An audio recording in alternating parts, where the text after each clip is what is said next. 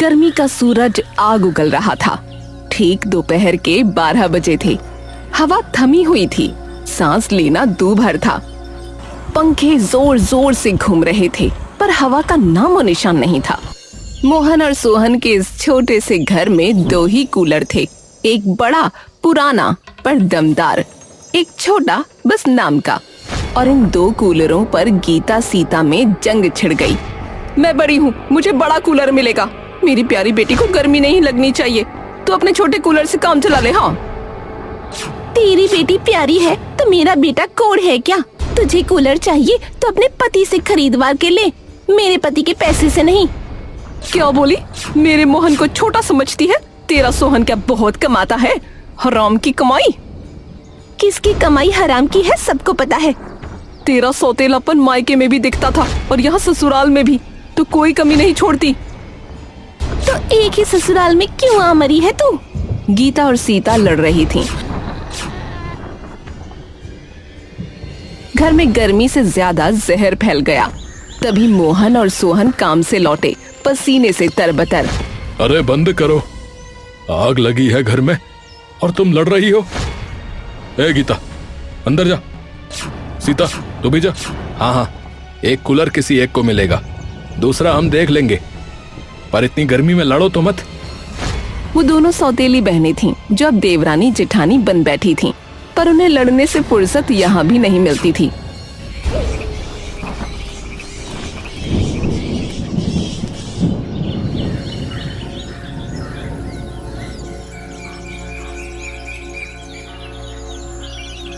गीता की आंख अचानक खुल गई। उसे याद आया, पानी। हे भगवान, म्युनिसिपल का पानी 5 बजे आता है, देर हुई तो यूं ही रहना पड़ेगा। वो तुरंत उठी, बाल्टी उठाई और बाथरूम की तरफ लपकी।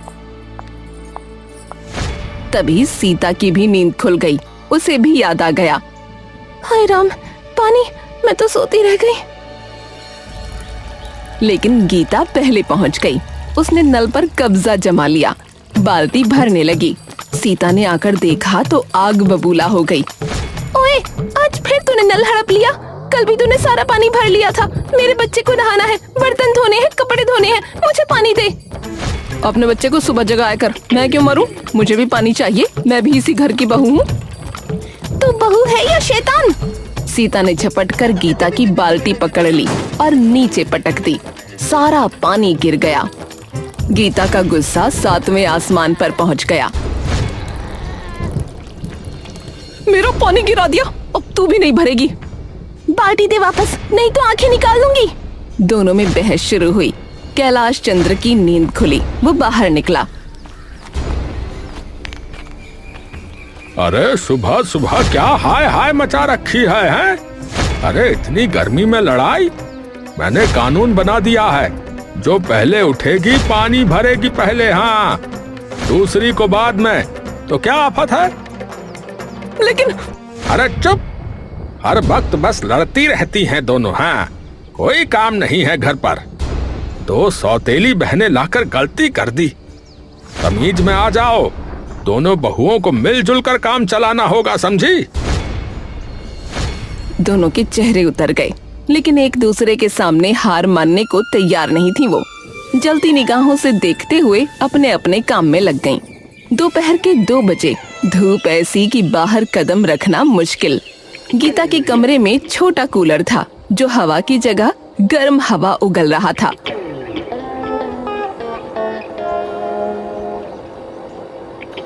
सीता सो रही है, क्यों ना बड़ा कूलर ले आऊं? मेरी बेटी मर रही है गर्मी में। वो चुपके से सीता के कमरे में गई।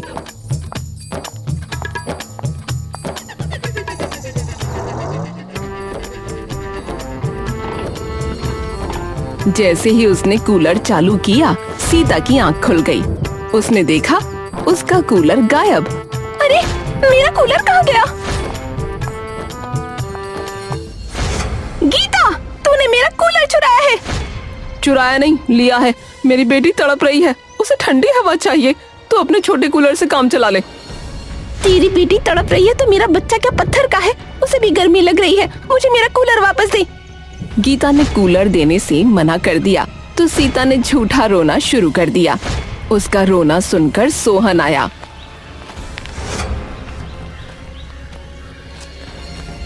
अरे अब क्या हुआ, क्यों रो रही है? तेरी भाभी ने मुझे धक्का दे दिया और मेरा कूलर चुरा लिया। अरे भाभी, अरे तूने मेरी पत्नी को धक्का दिया है? तुझे शर्म नहीं है, चोर कहीं की? सोहन ने गीता को बुरा भला कहना शुरू कर दिया।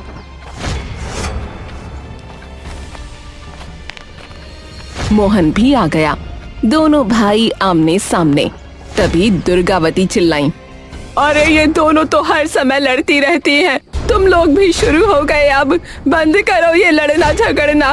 एक तो इतनी गर्मी, ऊपर से तुम लोगों ने सर में दर्द कर दिया है। चारों चुप हो गए। फिर शाम का वक्त आया। धूप थोड़ी कम हुई, लेकिन गर्मी बरकरार। गीता का कूलर खराब हो गया। पानी की मोटर ने भी जवाब दे दिया। उसकी बेटी बुखार में तप रही थी और तभी मोहन नशे में घर आया।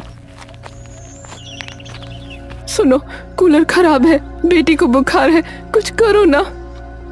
अरे तुझे क्या लगा है? मैं तेरा नौकर हूँ? अरे इतनी गर्मी में कूलर ठीक कराऊं? पैसे कहाँ से लाऊं? तू अपने मायके से मंगवा ले। तुम मेरे पति हो, मैं तुमसे उम्मीद करती हूँ, बेटी तुम्हारी भी है। अरे बहुत बकती है, बहुत बकती है। तू ही है जिसने मेरी जिंदगी खराब कर दी। हाँ। उसकी आंखों से आंसू बह निकले। मोहन बिना कुछ कहे चला गया। तभी सीता ने दरवाजे से झांका। उसने सब देखा। अच्छा हुआ, मजा आया, इसके साथ यही होना चाहिए। वो मुस्कुराकर अपने कमरे में चली गई।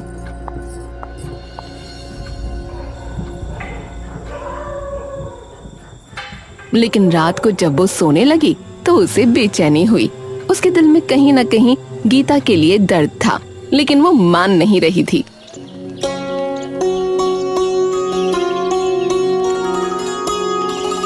अगले दिन गर्मी और बढ़ गई। सोहन पूरे दिन चिड़चिड़ा था। सीता ने उससे कहा, सुनो, कूलर से काम नहीं चल रहा, एसी लगवा लो ना। अरे तुझे एसी चाहिए? अरे जा अपने मायके से ले आ। मुझ पे पैसे नहीं है और तुझे ऐसा खर्चा करना है तो मैं तुझे नहीं रख सकता। हाँ। बकवास ना करो।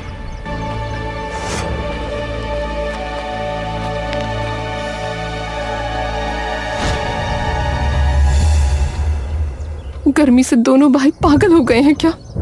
कल तक वो सीता को देखकर खुश हुई थी।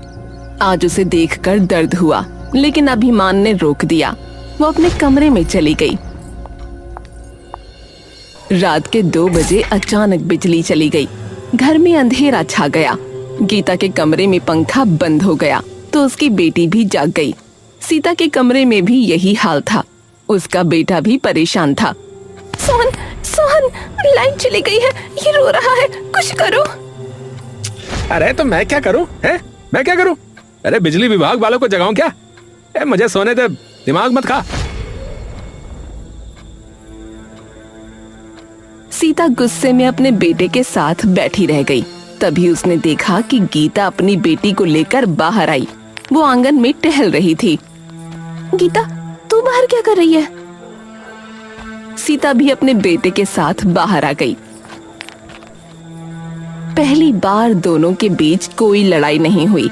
गर्मी की रात में, अंधेरे में, 2 परेशान औरतें, 2 माएं। क्या करूं, बहुत गर्मी है। हाँ, इनके बापों को तो मतलब ही नहीं है।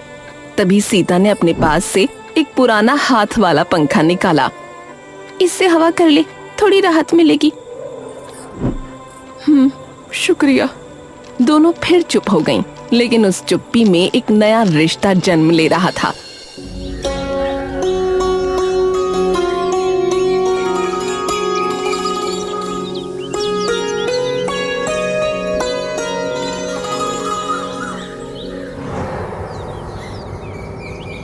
अचानक कैलाश की आवाज गूंजी। अरे नाश्ता मिलेगा या नहीं है? अरे जल्दी बनाओ, पड़ी पड़ी सो रही हो आराम से आंगन में।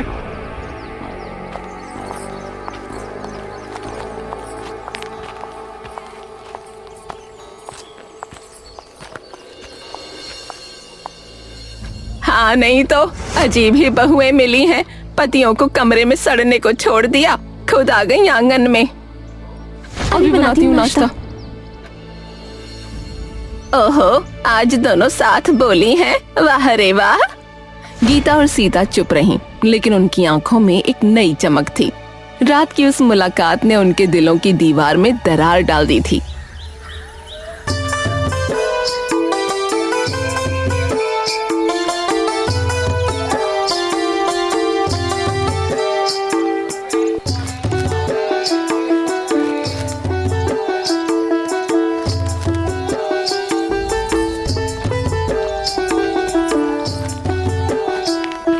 सब्जी इतनी महंगी है, समझ नहीं आता क्या करूं।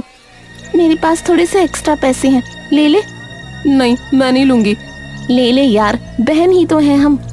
बहन लफ्ज सुनते ही गीता की आंखें भर आईं। मैं तो भूल ही गई थी कि हमारा बहन वाला रिश्ता भी है। सौतेली ही सही, पर बहनें तो हैं। हाँ, मुझे भी यही ख्याल आया। और फिर इस गर्मी में लड़कर और क्यों दिमाग खराब करना है। ससुराल वालों को वैसे भी हमसे कोई मतलब नहीं है। सही कहा तूने, उनके लिए तो बस हम काम वालियां हैं। फिर जरा देर बाद जब दोनों साथ में घर आईं, तो दुर्गावती ने देखा। अरे वाह, आज क्या हो गया, दोनों एक साथ? कोई साजिश तो नहीं? जी, साजिश है, साथ रहने की साजिश है। दुर्गावती चुप रह गईं। कैलाश चंद्र ने भी देखा, उसे भी हैरानी हुई। रात को गीता और सीता ने मिलकर खाना बनाया। मोहन और सोहन ने देखा तो हैरान रह गए। हाँ भैया, आज का स्पेशल है। स्पेशल ये कि आज हम दोनों ने मिलकर बनाया है।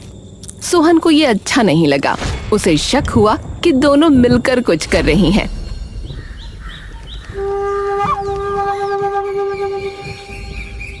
अगले दिन मोहन ने सोहन से कहा, अरे भाई, ये दोनों क्या कर रही हैं?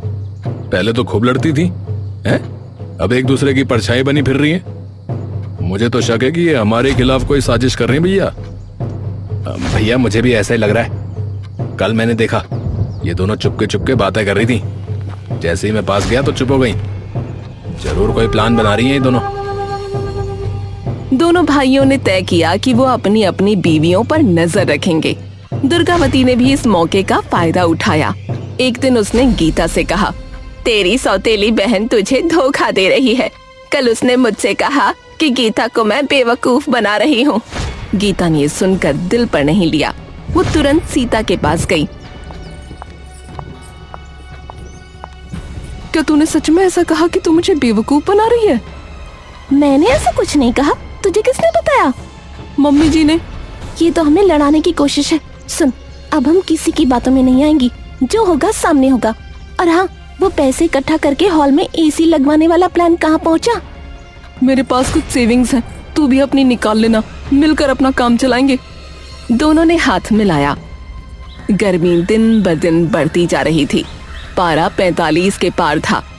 एक दिन गीता की बेटी को तेज बुखार हो गया, उल्टियां लग गईं। गीता ने मोहन से पैसे मांगे।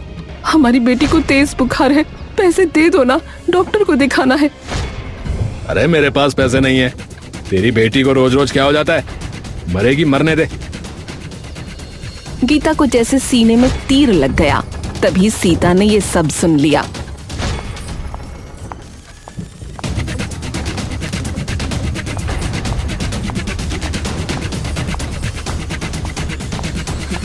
इसको डॉक्टर के पास ले जा, मैं तेरे साथ चलती हूँ।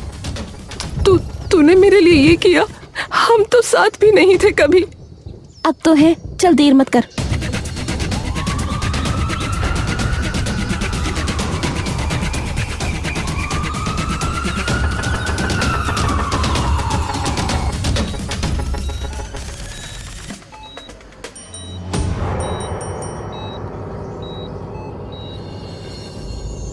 जब गीता और सीता अस्पताल से वापस आईं, तो मोहन और सोहन गुस्से में आग बबूला थे।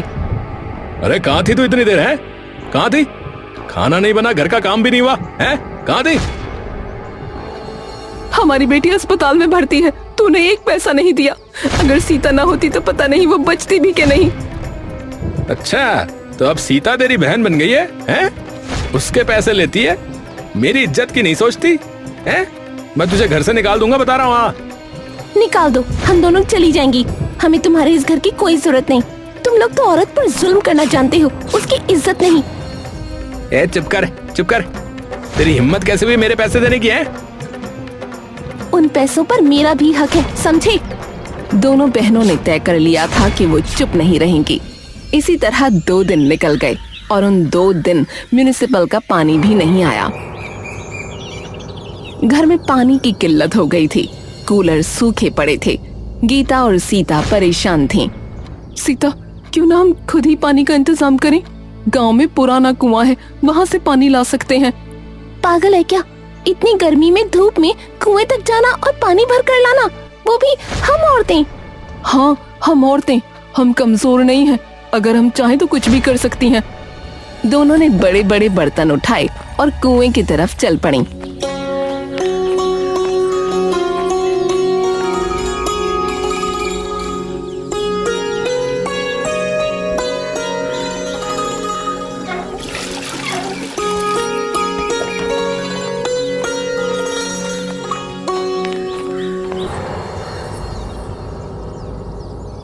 तुम लोग पानी ले आई? जी, आपके बेटे तो किसी काम के हैं नहीं। ऐसे ही रहते तो प्यास से मर जाते। अरे मेरे दोनों बेटे कब इतने नाकारा हो गए कि पता ही नहीं चला। वो दोनों ऐसे ही हैं। आपने हमारी कमियों के आगे उनकी कमियां देखी ही नहीं। उनके सिर शर्म से झुक गए। रात के 12 बजे अचानक तेज आंधी आई, बिजली चमकी, फिर मूसलाधार बारिश शुरू हो गई। लेकिन ये बारिश राहत लेकर नहीं, मुसीबत लेकर आई। छत टपकने लगी। दुर्गावती का कमरा सबसे ज्यादा टपकता था। कैलाश भी घबरा गया। अरे गीता, जल्दी कर, यहाँ का सामान हटा। मम्मी जी, पापा जी, आप मेरे कमरे में चलो, मेरा कमरा कम टपकता है। हाँ हाँ, जल्दी चलिए। दोनों ने मिलकर सारा सामान सीता के कमरे में शिफ्ट कर दिया। फिर कमरे से पानी निकालने लगी। आधी रात तक यही सिलसिला चलता रहा। अरे मोहन, सोहन, अरे उठ जाओ भाई, देखो हमारे कमरे का क्या हाल हो गया है। अरे अरे जाओ पापा, सोने दो यार। अरे मोहन, तू तो। कैलाश उन्हें उठाने की कोशिश करता रहा, लेकिन वो दोनों नशे में धुत थे, बस पड़े सोते रहे।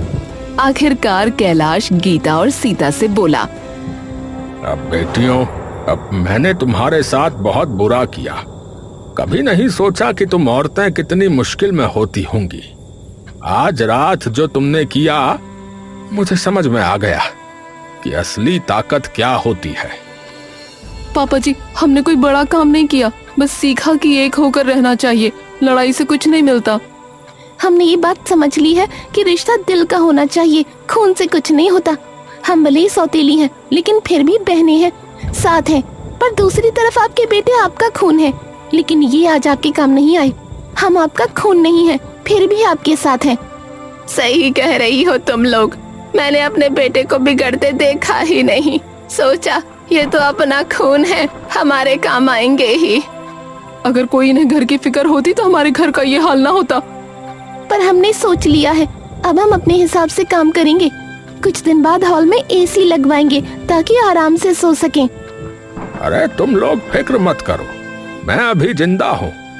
अब मैं इनकी अकल ठिकाने लगाऊंगा और तुम लोगों की मदद करूंगा।